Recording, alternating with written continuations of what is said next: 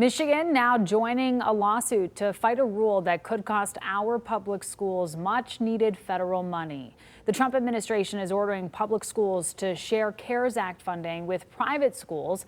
Michigan's budget is relying on that money. And 7 Action News reporter Kimberly Russell's live. And Kim, some state leaders say this would hurt students in low-income neighborhoods, right?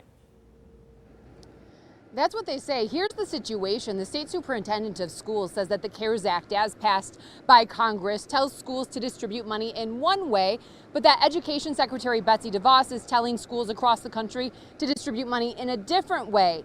So now the state is calling on a court to answer the question, who exactly is in charge? Complaint. We asked the court to declare DeVos's rule and guidance unlawful. Michigan's Attorney General Dana Nessel announced that the state is helping lead a coalition of 6 states fighting an order issued by Donald Trump's administration. Education Secretary Betsy DeVos ordered states to share CARES Act funding with private schools based on enrollment. But there's a problem. State Superintendent Dr. Michael Rice says the CARES Act says that money has to be distributed based on Title I allocations. That means it would have to be given out based on how many students are low income. The U.S. Secretary of Education manufactured guidance and then a rule that favored non-public schools at the expense of public schools. Taking a look at the numbers, Dr. Rice says if money is distributed based on Title I rules, private schools in Michigan would be eligible for about $5 million in assistance. With the Education Secretary's order, they would possibly receive about $21 million.